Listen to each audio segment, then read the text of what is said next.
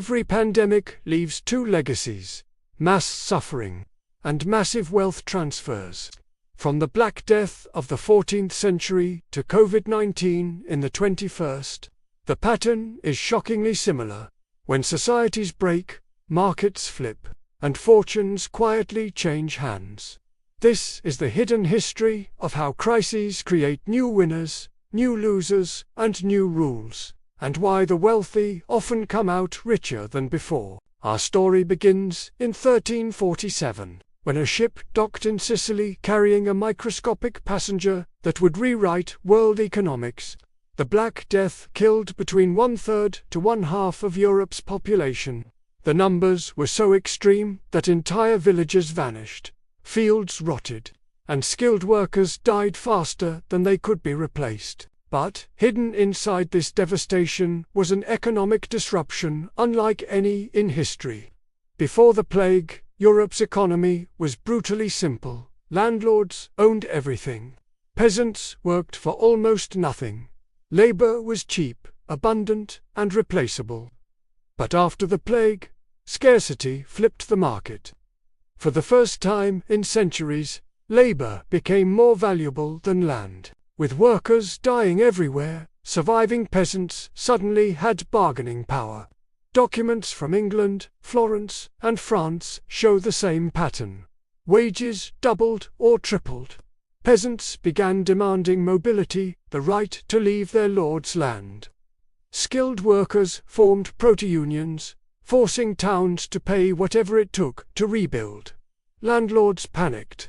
Governments tried freezing wages by law. England's Statute of Labourers of 1351 made it illegal to ask for higher pay. It didn't work. The market had spoken. Labour scarcity meant worker power. Economic historians call this the Great Compression. Wealth concentrated in landowners for centuries suddenly began shifting toward ordinary people. But of course, it wouldn't last.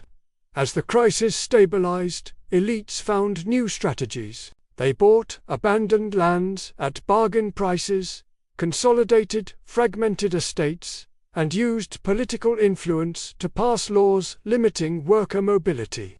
They transitioned from feudal labor to rent-based agriculture, which required fewer workers but produced more profit.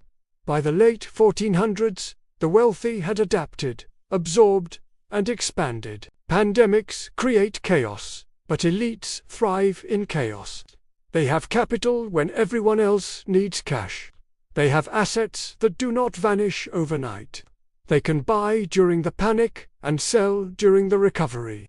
And they have access to legal and political tools to reinforce their gains. The Black Death revealed a timeless truth. Crises don't destroy wealth, they redistribute it. The question is, in which direction? Nearly 700 years later, humanity faced another global shock.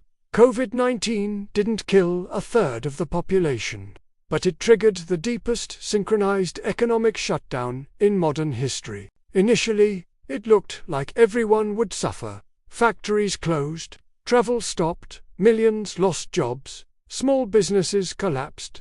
But, behind the headlines, a massive wealth transfer began, the largest since 2008 and arguably since World War II. While traditional businesses died, digital platforms exploded. Demand for e-commerce, cloud computing, remote work tech, online entertainment, logistics, and pharmaceuticals skyrocketed. Companies positioned for a digital world gained in months what they expected in 7 to 10 years. Several billionaires increased their net worth by hundreds of billions collectively. Stock markets rebounded long before small businesses did. Governments printed trillions to prevent economic collapse. But easy money doesn't flow evenly. It flows first into stocks, bonds, real estate, and major corporations. When interest rates hit zero, the wealthy borrowed more. Cheap debt allows them to buy more assets, which then appreciate faster.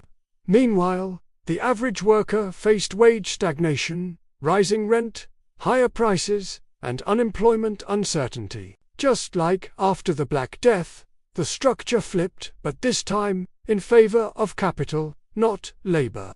During lockdowns, millions of small businesses closed permanently. Their market share flowed directly to large corporations. The same product, same demand, just different owners. This is a classic pattern in crisis economics. When the weak cannot survive, the strong grow stronger. Across pandemics, across centuries, the mechanism repeats. First, scarcity changes price dynamics. In the Black Death, labor scarcity increased wages. In COVID, supply chain shocks increased the prices of goods and assets. Who benefits?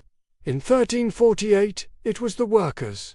In 2020, it was the asset owners. Second, panic creates opportunities.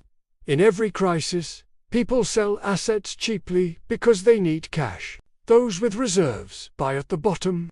This is how wealth quietly moves. Third, government interventions favor scale. Stimulus packages, bailouts, and monetary policy often unintentionally favor large corporations, financial institutions, and major property owners. Why? Because they have the infrastructure to receive, process, and leverage it. Fourth, technology accelerates inequality during crises. COVID accelerated digital transformation at warp speed. Those with access to automation, data, online platforms, and distribution networks grew exponentially. Those dependent on physical labor struggled. And fifth, human behavior amplifies the divide. Fear pushes people to protect what they have. Greed pushes others to expand while prices are low. Crises don't create new human emotions, they reveal them. Across 700 years, one theme is clear. Pandemics are not just biological events, they are economic reset buttons. The Black Death broke feudalism and empowered labor.